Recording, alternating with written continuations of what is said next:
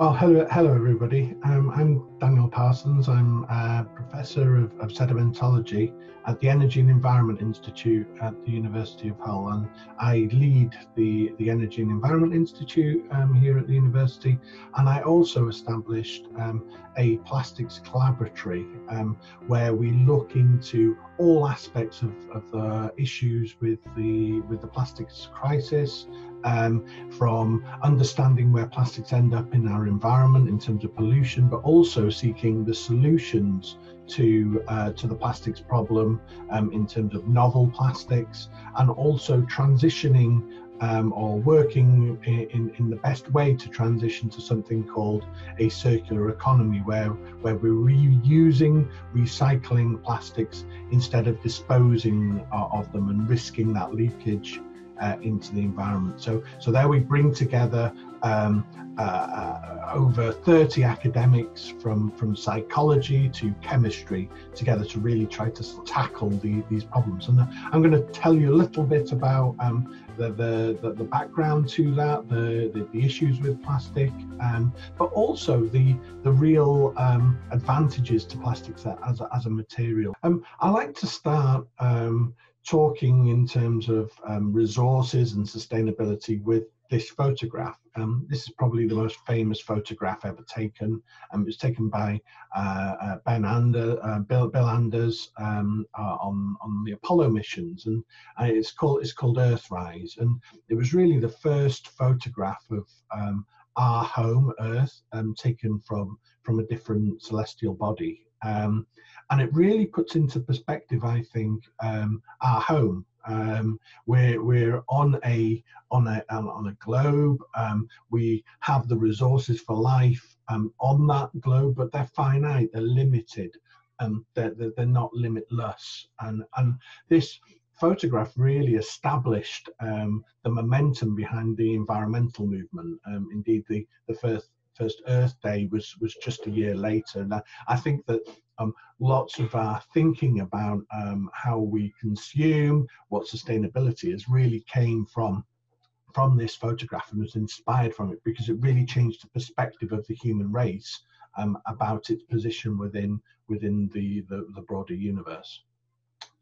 And when we think about limited resources, again, perspective is really important. This is again a picture taken from space, from NASA, looking at our atmosphere, and our atmosphere in terms of how thick it is. So when you look up on a bright sunny day, the sky seems limitless above our heads, but actually it's a very thin veneer.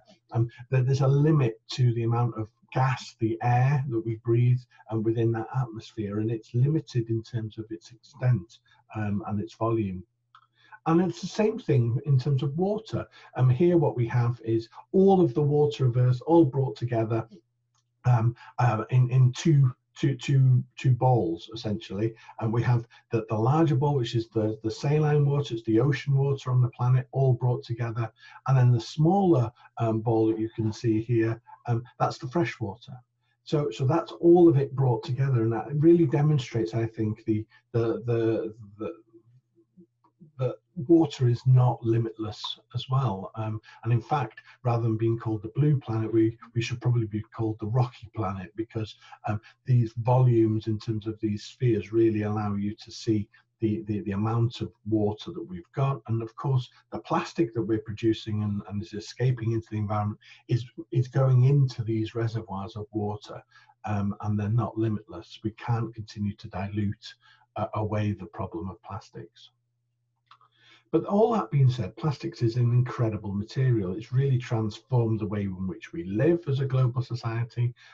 It's really an incredible material in terms of its versatility, and it's used in all sorts of sectors. And it's there for a whole range of reasons. There's a couple of examples here where it's being used for food packaging, and it preserves food for longer. It's really important within the supply chain of food in terms of reducing waste, extending shelf life, and reducing the carbon footprint of transportation. Plastic is lightweight, so it has a whole range of benefits, and that's why it's used. So we shouldn't forget those in terms of dealing with this problem. releasing it into the environment. Plastics is used in all sorts of things. Here, PVC windows, for example, massively increasing or reducing the carbon footprint of our households by retaining heat and efficiency of our houses. Plastic again is a fantastic material for doing exactly that. And of course, COVID-19 has really brought home the use of plastic in a sterile environment, and how important it can be in both clinical settings, but also in terms of protecting ourselves from a range of infections. And again, plastic there plays a major role in terms of its use in that sector too. So there's all sorts of areas where plastics, its utility, its flexibility, its usability is really, really important in terms of that use. Now, when we think about global production of plastics, this gives you an example of the increase. So this is from 1950 to 2015, a massive increase, an exponential increase in plastics use. So we're now up and above 350 million tons of plastics produced each year, colossal volumes of plastics in terms of metric tons per year and are now being produced. And when we look at the cumulative totals again from 1950 until 2015 here, we're up at 7 billion tons of plastics being produced each year now. So massive volumes in terms of both again per year, but also that is increasing year on year. And the plastics generation is happening within certain areas of the globe.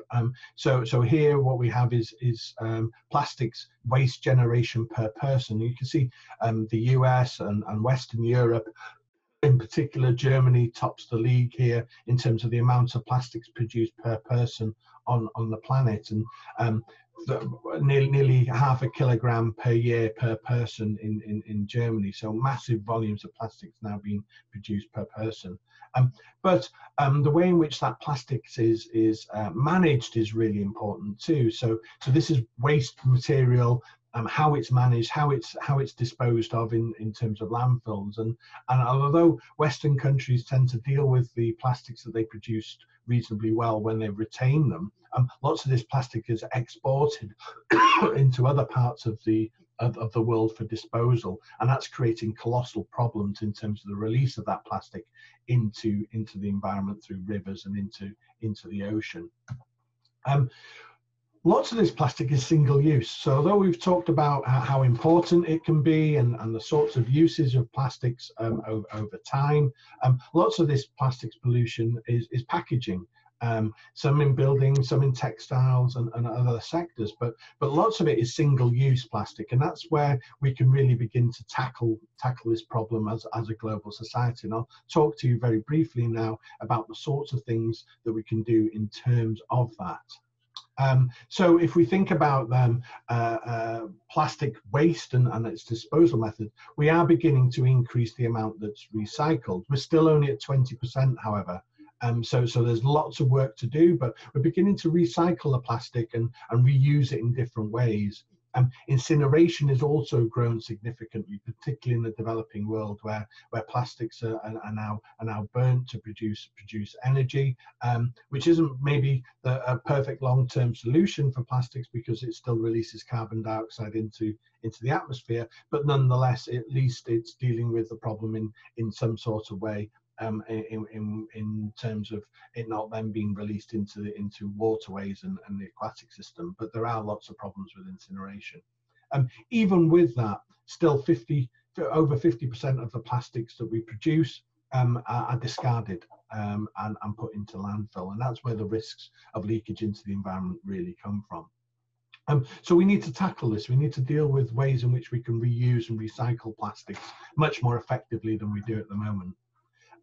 Now, when we do that, what we need to do is understand the pathways by which plastics enters the world's oceans and the different ways in which those plastics can do that. So how we think about different ways in which plastics move through into the global ocean. And around at the moment, around 8 million tons of plastics per year is released into the ocean. So it's trying to understand the pathways in which that plastics is released into the environment that we really need to get to grips of, and fuse that with the transition, as I said at the start, to a circular economy. And I'll talk very briefly about that at the end. There's two different ways in which this can go, however. These are some simulations understanding the ways in which plastics can really begin to change in terms of the use of plastics into that sector.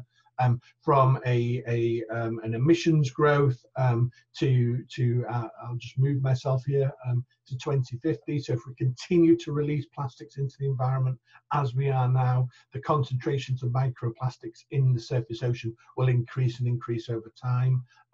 If we continue with our emission levels that we have now, again, we're still massively increasing the amount of plastics that end up in our oceans by 2050.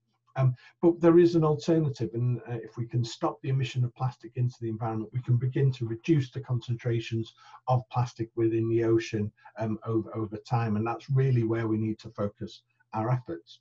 Now, there are all sorts of ways in which we can do that, and we're working on some of these at the University of Hull, but they're not a silver bullet, and we need to understand that in a number of ways. There's lots of articles out there talking about the way in which plastics can be degraded away by bacteria eating plastics. Now, yes, that is a thing, and it can work, but the scale at which it can work is nowhere near where it needs to be at the moment. So it's not a short or even medium term solution here in terms of having bacteria digest plastics and turn it into other recyclable materials. So there's lots of work to do in that sector.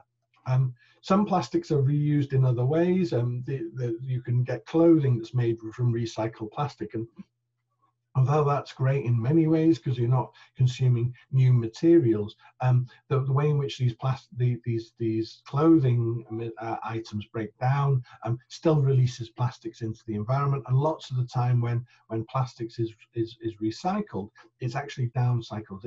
It moves from a very pristine product to a product that is not of as high quality plastic. So we're downcycling the entire time as we transition from different types of plastic through time. So again, there's lots of work to be done here in terms of how we best recycle plastics so it doesn't end up being a waste product at the end of that recycling pathway, and also that it doesn't end up being released into the environment just over a longer period of time.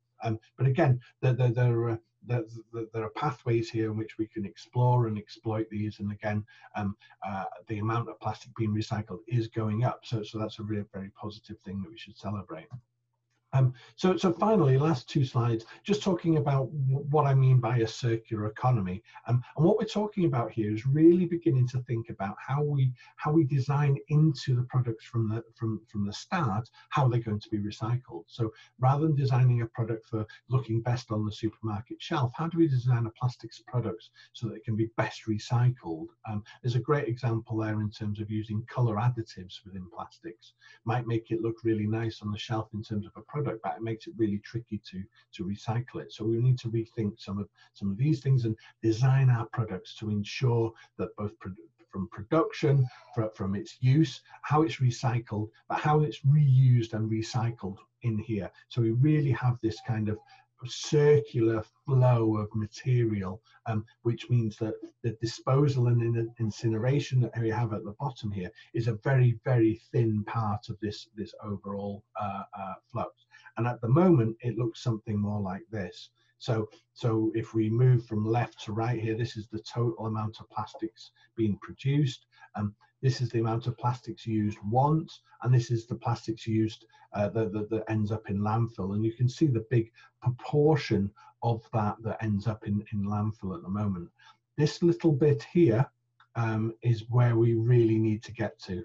So this is where how do we make the volume of this recycled still in use component that's just 100 million tons at the moment? How do we really ramp that up so the bars on this part of the chart really expand? And that's really where a transition to a circular economy is really needed.